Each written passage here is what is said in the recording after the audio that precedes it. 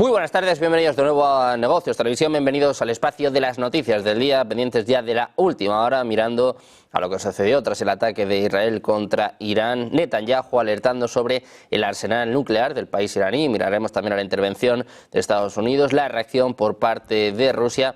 Y también el foco estaba puesto en las tropas norcoreanas. Joe Biden, el presidente de Estados Unidos, alertaba hace escasos minutos. Miraremos también a la advertencia por parte de la OTAN y a lo que sucede en el conflicto en Ucrania con Rusia avanzando hacia Procros y también con el foco puesto en las elecciones georgianas. Enseguida les contamos todo esto, pero empezamos mirando a Irán. Dice que en un corto periodo de tiempo ha eliminado todos los daños causados a la infraestructura militar del país durante un ataque con misiles iraníes, lo que anuncia el ministro de Defensa de la República Islámica, Aziz Nasirzadeh. Dice que con sus últimas acciones agresivas, Israel causó daños menores que eliminan inmediatamente utilizando su propio potencial científico. Es lo que citaba la agencia MER con declaraciones del Ministerio de Defensa iraní. Tras el ataque por parte de Israel, Irán anuncia que en apenas un par de días ha reparado los daños causados por el ataque. Por parte, el portavoz del Ministerio de Asuntos Exteriores iraní ha dicho que su país va a desplegar todas las herramientas disponibles para responder al último ataque israelí contra instalaciones militares iraníes. Dice que usarán todas las herramientas disponibles para dar una respuesta fuerte y efectiva a Israel, es lo que afirmaba en una conferencia de prensa. Anteriormente, el comandante en jefe del cuerpo de la Guardia Revolucionaria Islámica aseguró que Israel no logró sus objetivos y advirtió que enfrentaría amargas consecuencias que serían inimaginables. Precisamente les contamos que en Irán, 2 días después del ataque israelí generalizado en territorio iraní, el Ministerio de Asuntos Exteriores ha afirmado este lunes que sus sistemas de defensa aérea estaban preparados y repelieron con éxito el ataque de Israel. El portavoz Ismail Baqai ha dicho que la respuesta iraní será decisiva, añadiendo que Irán mantiene su derecho a responder al ataque sionista, aunque la naturaleza de esa respuesta aún está por determinar en función del tipo de ataque al que se enfrentó Irán. Les contamos además que Irán, después de este ataque, va a seguir adhiriéndose a la política de renunciar a la creación de armas nucleares. Es lo que afirmaba el representante oficial del Ministerio de Asuntos Exteriores iraní. Dice que su posición con respecto a las armas de destrucción masiva es extremadamente clara y permanece sin cambios, basada en la fatwa de la máxima autoridad religiosa y política de su país, del líder supremo de Irán, el Ayatollah Ali Khamenei. Dice además que el sentido común va a imperar y que no van a transferir su programa nuclear a una dirección militar, es lo que apuntaba en una conferencia de prensa. La transmisión fue realizada por la compañía estatal de radio y televisión de Irán. Desde 2003, Irán ha recibido una fetua del líder supremo que afirma que la producción de armas nucleares está prohibida porque es contraria al Islam. También miramos al primer ministro israelí, Benjamin Netanyahu. Ha dicho este lunes que Irán busca desarrollar un almacén de bombas nucleares destinadas a destruir Israel, 2 días después de que Israel bombardeara objetivos militares en la República Islámica. Netanyahu habla de una respuesta aguda. Este es su mensaje para Irán. Lo escuchamos. שלוחות הטרור באזורנו, שמרכיבות את ציר הרשע בהובלת איראן, מבקשות לכבות את שלהבת התקומה שטיפחנו במאמץ של דורות. תשובתנו להן, דווקא במקום הזה, חדה וברורה. האור ינצח את החושך, הטוב יגבר על הרע. וקדושת החיים תכריע את הסגידה למוות. Precisamente Irán dice que está intentando desarrollar un arsenal de bombas nucleares para destruirles, equipadas con misiles de largo alcance, misiles intercontinentales que Irán está tratando de desarrollar. Es lo que apuntaba Netanyahu en un discurso ante los legisladores en el inicio de la sesión de invierno del Parlamento israelí. Decía Netanyahu que Irán podría amenazar al mundo entero en cualquier momento. Precisamente Netanyahu dice que Israel golpeó duramente sitios clave en Irán durante sus ataques aéreos el sábado. Es lo que apuntaba el primer ministro de Israel en un apasionado discurso en la apertura de la sesión legislativa de invierno de la ANC. Decía Netanyahu: hemos causado graves daños a los sistemas de defensa de Irán y a su capacidad de exportar misiles. Decía además: no estábamos atacando tornos, sino fábricas industriales de la muerte y las atacamos con dureza. Netanyahu rechaza indirectamente los informes de que la Casa Blanca le convenció de reducir la respuesta de Israel al ataque con misiles balísticos del 1 de octubre, enfatizando que tomaron decisiones de acuerdo a sus intereses y consideraciones. El primer ministro afirma que la estrategia de Israel contra Irán y sus representantes es clara, que su estrategia a largo plazo es desmantelar el eje del mal, cortarle las armas en el sur y en el norte, exigirle un alto precio a Irán y sus representantes y evitar que Irán tenga armas nucleares. Miramos también a informaciones de The Times of Israel. El ministro de Defensa israelí acusa a Netanyahu de carecer de un plan claro respecto al enfrentamiento con Irán. Gallant advirtió a Netanyahu que los esfuerzos bélicos habían vuelto inútiles y debían reorientarse. Gallant llamó a actualizar los objetivos de guerra a la luz de los ataques intercambiados con Irán. La crítica de Gallant se produce después de un informe de que Netanyahu informó a sus aliados que iba a destituir al propio Gallant después de atacar a Irán. Por su parte, en Estados Unidos, el presidente estadounidense Joe Biden convenció al primer ministro israelí Benjamin Netanyahu de la conveniencia de lanzar solo un ataque limitado en territorio iraní. Es lo que informa el periódico emiratí The Nation, citando a un diplomático occidental anónimo. El presidente de los Estados Unidos resultó no ser un pato saliente, es decir, un líder que en realidad está cumpliendo su mandato. Según esta información, la combinación de presión de los Estados Unidos y diplomacia de crisis permitió evitar un ataque israelí a gran escala contra Irán, que había provocado un aumento de los precios del petróleo. La fuente señaló que el primer ministro israelí a cambio recibió más existencia, defensa de Washington y libertad de acción con respecto al movimiento palestino de Hamas y al chií Hezbollah.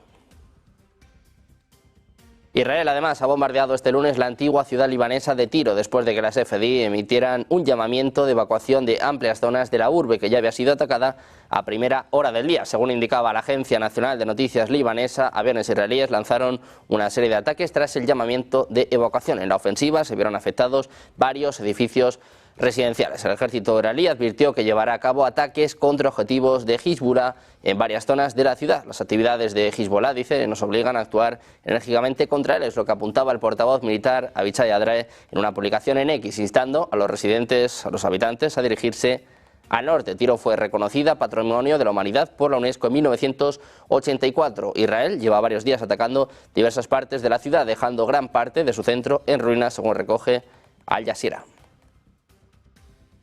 También pendientes de una cita clave hoy del Consejo de Seguridad de las Naciones Unidas. Se reúne este lunes a petición de Irán, una reunión de emergencia en torno a la situación crítica que se está viviendo en Oriente Medio, después de que Israel atacara en la madrugada de este sábado varios objetivos iraníes. La presidencia suiza del Consejo de Seguridad ha anunciado que este encuentro de urgencia se celebra a petición de Teherán y después de que la propuesta haya sido apoyada por Argelia, Rusia y China. El noveno secretario general de la ONU, el portugués António Guterres, ha vuelto a pedir el cese de las hostilidades en Gaza. Dice que en nombre de la humanidad reitera su llamamiento a un alto el fuego inmediato, la liberación inmediata e incondicional de todos los rehenes y a la rendición de cuentas por los crímenes del derecho internacional.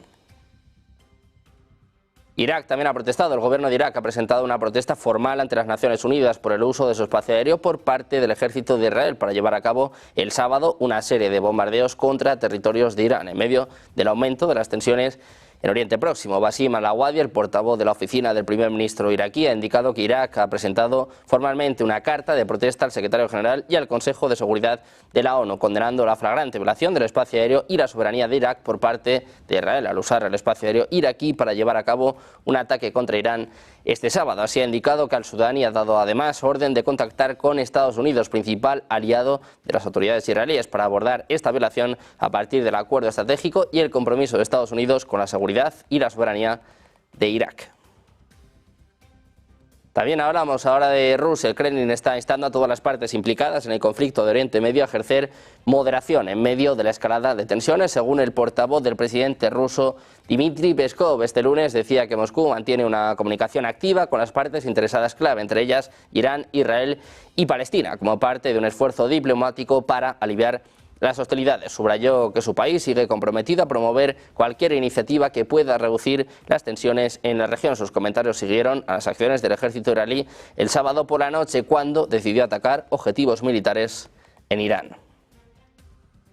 También llamaba la atención sobre el hecho de lo que está sucediendo en Oriente Medio. Josep Borrell, el alto representante de Asuntos Exteriores de la Unión Europea, habla de una pérdida del sentido de humanidad. Decía Borrell, no sé cuántas resoluciones de la ONU ha incumplido sistemáticamente Israel, y cuando decimos que exigimos un alto el fuego, la exigencia significa nuestra capacidad para hacerlas cumplir. Escuchamos al jefe de la diplomacia de la Unión Europea. Remind also the situation in Iran. The Israelis' retaliatory attacks against Iran, as confirmed by IDF, occurred amid severe and growing regional tensions. It is crucial to use all our channels of communication to lower these tensions and contribute to de-escalation.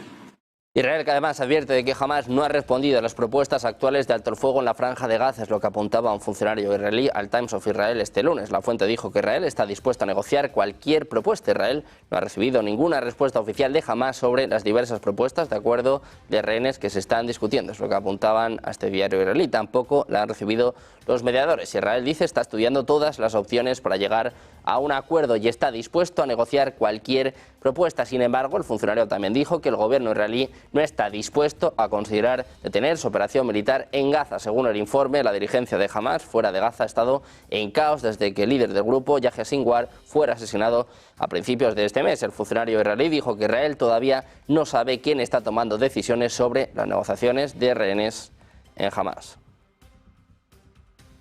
Unas negociaciones que no se espera que terminen antes de las elecciones de Estados Unidos, es lo que apunta en las últimas horas la cadena CNN. Hablando con personas familiarizadas sobre el asunto, apuntan a que el primer ministro israelí, Benjamin Netanyahu, no ve razones para poner fin al conflicto en Oriente Medio antes de la publicación de los resultados de las elecciones presidenciales en Estados Unidos. Aunque Washington pudo evitar por el momento una guerra incontrolable en Oriente Medio, el ataque israelí directo contra Irán lleva a la región a una nueva y más peligrosa situación. Según la fuente, la nueva ronda de conversaciones que comenzó el domingo en Doha no tenía como objetivo lograr un alto el fuego y un acuerdo sobre los rehenes, sino más bien reiniciar el proceso de negociación después de una larga pausa. Los equipos negociadores de Israel, Hamás y los países mediadores también abordaron la guerra en curso en el Líbano, así como la influencia regional de Irán. Precisamente sobre el alto el fuego hablaba en las últimas horas el portavoz del gobierno israelí, David Mencer. Confirma que el equipo israelí está en Doha negociando un acuerdo de rehenes con la ayuda de Estados Unidos. Lo escuchamos. Yes, I can confirm, David, that an Israeli negotiation team is currently in Doha, and we are attempting to reach a hostage deal with the assistance of the US and the other mediating countries. And I'll say to you very, very clearly in response to your question that Israel is interested in reaching an agreement that aligns with the objectives of this war. Now, I can again confirm what we've said in the past, that the Hamas terror organization continues to impose conditions that prevent progress. Pendientes del conflicto en Oriente Medio, mirando también a las elecciones de Estados Unidos, Trump dice que no va a abrir más guerras en el extranjero. Kamala Harris, por cierto, insta a Donald Trump a seguir los mismos reconocimientos que ella. Hemos escuchado hace escasos minutos a Joe Biden. Hacemos una pausa, 2 minutos, y volvemos con todo enseguida en Negocios Televisión.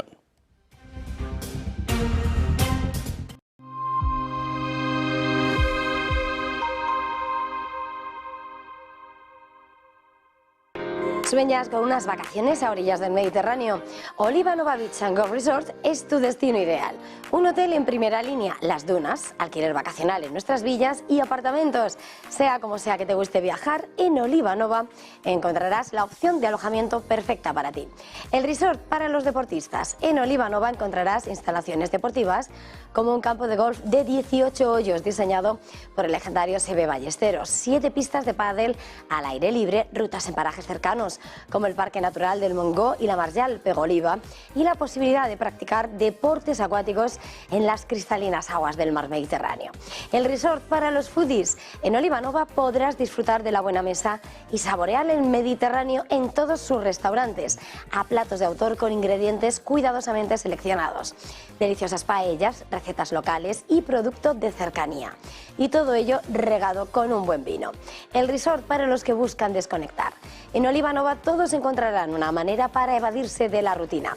Los más pequeños de la casa podrán disfrutar de los diferentes programas de animación infantil y un oasis de relajación para los no tan pequeños. Un circuito spa, sauna, masajes y tratamientos de belleza. No se nos ocurre un escenario mejor, una playa de fina arena blanca, aguas cristalinas y poco profundas, protegida por dunas naturales. Además de encontrar todo lo que necesitas para unas vacaciones perfectas, te ofrecemos un 15% de descuento exclusivo para ti. Reserva ahora en www.olivanova.com con el código promocional NEGOCIOSTV y disfruta de tus vacaciones en la playa al mejor precio. Oliva Nova, el resort de las experiencias.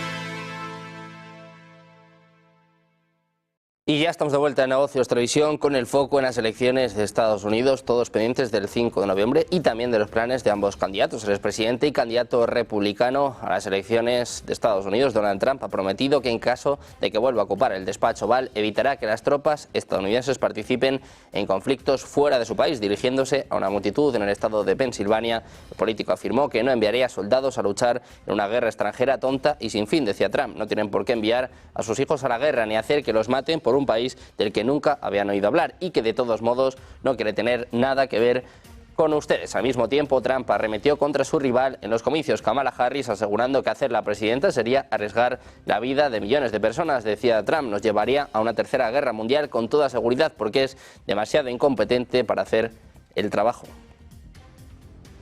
Trump, además, que podría iniciar nuevos acuerdos de Minsk si gana las elecciones estadounidenses, es lo que escribe el Financial Times. Trump y su compañero de fórmula para vicepresidente, J.D. Vance, han expresado reiteradamente su deseo de poner fin a la guerra en Ucrania. La pregunta es cómo. En septiembre, Vance planteó la idea de un conflicto congelado con regiones autónomas a ambos lados de una zona desmilitarizada y Kiev en un limbo diplomático fuera de la OTAN. Un asesor de larga duración de Trump dice que un plan podría ser una reinterpretación de los fallidos acuerdos de Minsk de 2014 y 2015 que buscaban poner fin a los combates en el este de Ucrania entre las fuerzas ucranianas y los separatistas de la minoría ruso-parlante respaldados por Moscú. Estos pactos esbozaban un plan que mantenía la integridad territorial de Ucrania al tiempo que consagraba zonas autónomas, pero sus términos nunca se implementaron y se hicieron cumplir. En esta ocasión, dice el asesor, habría mecanismos de ejecución con consecuencias en caso de incumplimiento del acuerdo, pero tendrían que ser vigilados por tropas europeas, no por fuerzas de la OTAN ni por fuerzas de paz de la ONU, dice el asesor. Hay dos cosas en las que Estados Unidos insistirá. No tendremos hombres ni mujeres en el mecanismo de ejecución. No vamos a pagar por ello, lo pagará Europa.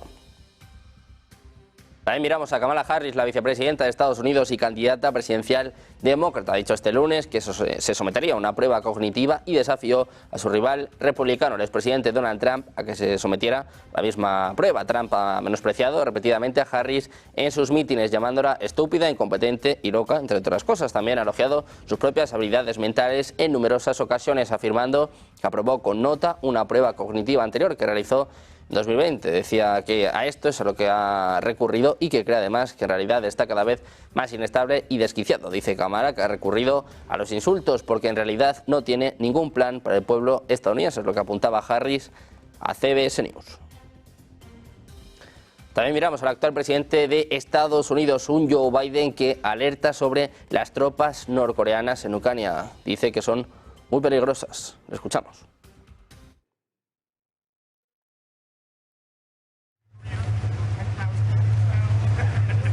Yeah, and you got,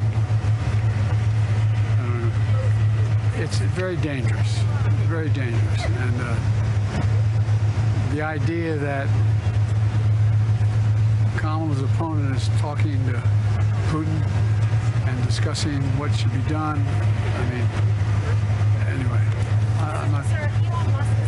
Por su parte, el presidente de Corea del Sur, Yoon Suk-yeol, ha dicho este lunes que el despliegue real de tropas norcoreanas en el frente de la guerra en Ucrania podría ocurrir antes de lo esperado. Los comentarios de Yoon se produjeron en una llamada telefónica con la presidenta de la Comisión Europea, Ursula von der Leyen. Compartió información sobre el envío de tropas de Corea del Norte a Rusia, diciendo que el despliegue real de las tropas a Ucrania era una situación grave que podría ocurrir más rápido de lo esperado. Yoon dijo que Corea del Sur espera buscar contramedidas prácticas con la Unión Europea y los Estados miembros y redoblará los esfuerzos para monitorear y bloquear los intercambios ilegales entre Rusia y Corea del Norte. El envío de tropas norcoreanas, dice, es un problema crítico que exacerba la guerra ya prolongada en Ucrania. Es lo que apuntaba von der Leyen, según la oficina de Yoon. Agradeció a Corea del Sur por su decisión de enviar una delegación gubernamental a la Unión Europea para compartir información.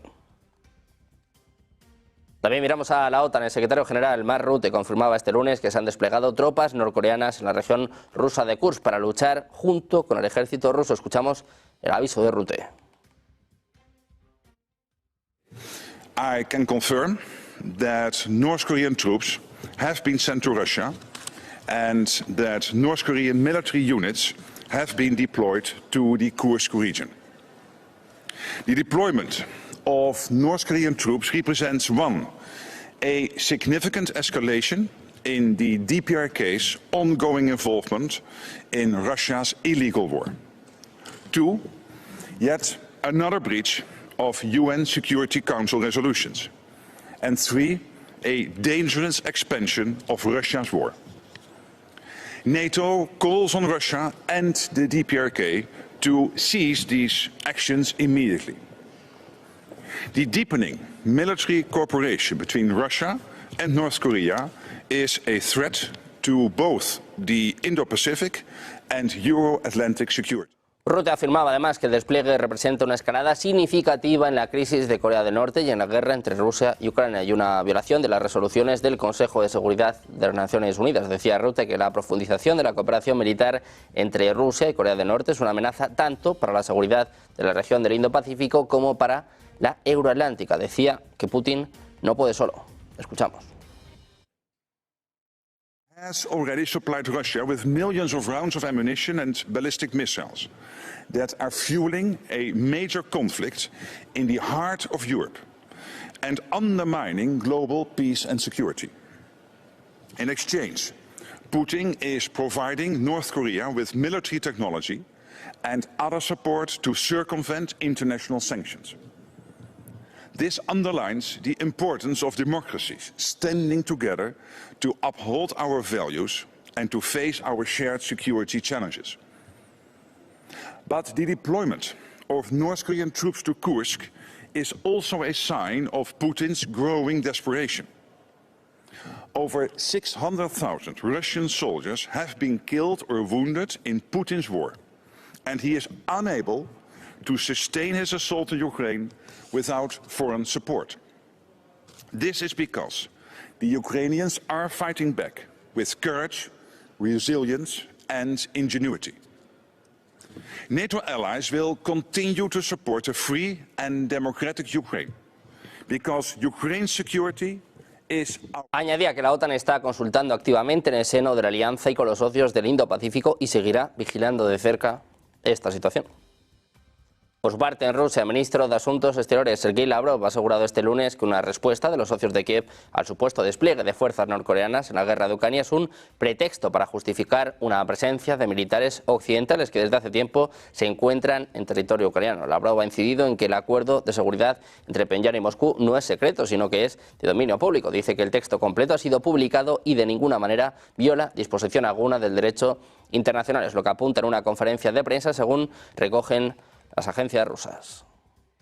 También miramos a la OTAN, que se hacía eco este lunes de las dudas que pesan sobre las elecciones parlamentarias en Georgia tras la denuncia de un supuesto fraude en los comicios, subrayando que hay falta de confianza pública en el resultado. En un mensaje en redes sociales, la portavoz de la Alianza Atlántica ha señalado que la misión de observación internacional ha constatado las condiciones desiguales en las que se celebraron las elecciones en referencia a la misión de la Organización para la Seguridad y la Cooperación en Europa. Dice que esto socava la confianza pública en el resultado, insistiendo en que la OTAN pide una investigación a fondo sobre las denuncias de violaciones relacionadas con el proceso electoral. En Alemania, el portavoz del Ministerio de Asuntos Exteriores ha expresado este lunes su preocupación por los problemas denunciados durante las recientes elecciones parlamentarias de Georgia, citando importantes violaciones en los estándares de votación. Fischer destacó problemas como la intimidación de los votantes, las violaciones del secreto y la violencia en los centros de votación. Subrayó el apoyo de Alemania a los llamamientos de los observadores internacionales para que se investiguen a fondo estas irregularidades. En concreto, tras la votación, la presidenta georgiana calificó las elecciones de completa falsificación y afirmó que Rusia interfería para debilitar la trayectoria europea de Georgia. Hay reacción, hay respuesta por parte de Rusia. Kremlin rechazaba este lunes las acusaciones de injerencia en las elecciones parlamentarias del pasado sábado en Georgia. Aseguraba que las denuncias de una supuesta intervención rusa en este proceso son totalmente infundadas. Decía Peskov: rechazamos con firmeza las acusaciones. Así se sentenciaba el principal portavoz del Kremlin, que por otra parte ha admitido que este tipo de sospechas suelen ser habituales. En este sentido, ha circunscrito las elecciones a una cuestión interna de Georgia y ha pedido que ningún país interfiera. Los resultados oficiales conceden la mayoría en el Parlamento al partido Sueño Georgiano, aliado de Moscú, pero tanto la oposición como parte de la comunidad internacional, entre ellos los observadores de la Organización para la Seguridad y la Cooperación en Europa, han expresado sus dudas sobre la transparencia de este proceso.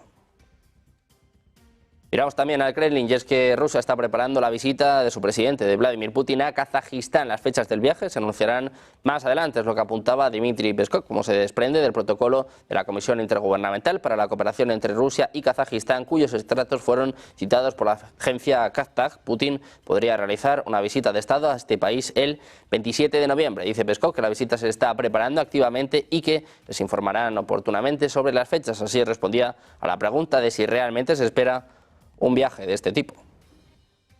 Precisamente las fuerzas rusas han avanzado hacia varias ciudades del este de Ucrania, acercándose a la captura de la estratégica ciudad de Prokros, es lo que apuntaban blogueros rusos y ucranianos, según la agencia Reuters. Decía que el enemigo avanzó en Seridove, así escribía Deep State, un grupo con estrechos vínculos con el ejército ucraniano que analiza imágenes de combate. La aplicación de mensajería de Telegram el sábado por la noche publicó un mapa que indicaba la presencia de tropas rusas en el sureste de la ciudad. Las fuerzas rusas han estado atacando la ciudad minera de carbón de Seridove en la región ucraniana de Donetsk durante la última semana. Su captura allanaría el camino para un avance ruso sobre Prokros, a 20 kilómetros al noroeste. El medio de comunicación ruso Soz informó en Telegram que las tropas de Moscú controlan el 80% de Seridove. El jefe de la región de Donetsk, instalado por Rusia, dijo que las fuerzas rusas habían izado la bandera de su unidad en el techo de uno de los edificios de la ciudad de Girnik, unos 14 kilómetros al sur de Seridove.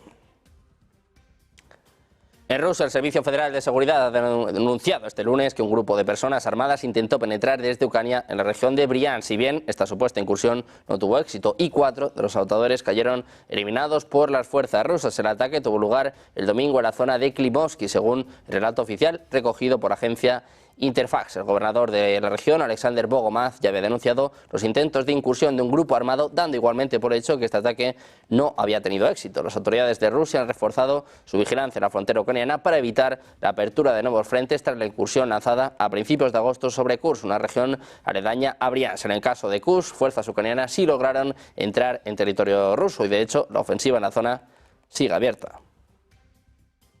Por su parte, en Ucrania, el ministro de Asuntos Exteriores, Andrei Sybiha, ha dicho este lunes que Ucrania está dispuesta a invitar a Rusia a la segunda cumbre de paz en noviembre. Por el momento se desconoce dónde se celebrará la cumbre, ya que el presidente ucraniano Volodymyr Zelensky está negociando con Suiza, que acogió la primera cumbre. India, Arabia Saudita, Qatar y Turquía están en las quinielas. Rusia ya ha indicado que no asistirá al evento. Durante una visita a Sudáfrica, Sybiha afirmó que los ciudadanos ucranianos apoyan abrumadoramente la propuesta de Kiev de unirse a la OTAN. Agregó que la iniciativa también cuenta con el apoyo bipartidista en Estados Unidos y que Ucrania confía en el apoyo de sus aliados.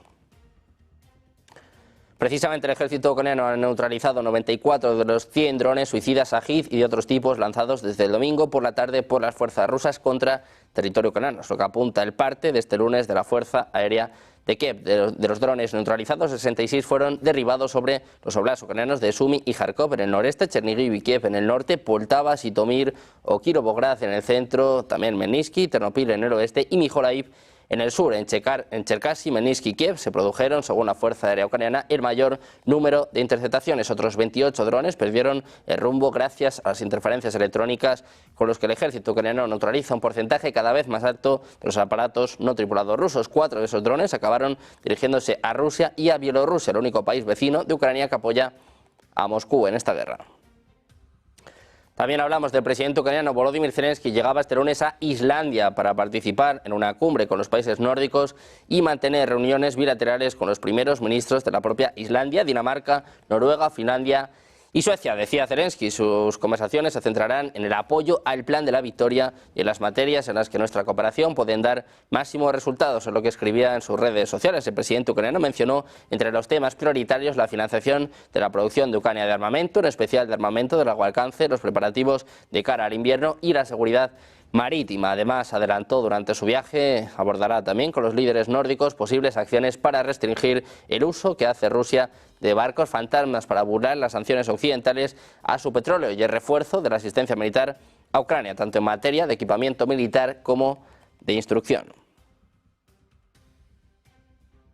También les contamos que Volkswagen está contemplando el cierre de al menos 3 plantas de fabricación en Alemania, junto con la reducción de las otras en la región, eliminando decenas de miles de puestos de trabajo e implementando una reducción salarial del 10% como parte de esta importante estrategia de reducción de costos, es lo que apuntaba la directora del comité de empresa del grupo Volkswagen, Daniela Caballo, durante un evento en Wolfsburgo este lunes. Muchos empleados prevén huelgas debido a los recortes de personal previstos, según fuentes citadas por el diario financiero Handelsblatt. El presidente del Consejo de Administración de la marca pretende conseguir un ahorro de costes de unos 4.000 millones de euros para la marca. Si se implementan, estos cierres de fábrica serían los primeros en Alemania en los 87 años de historia de Volkswagen.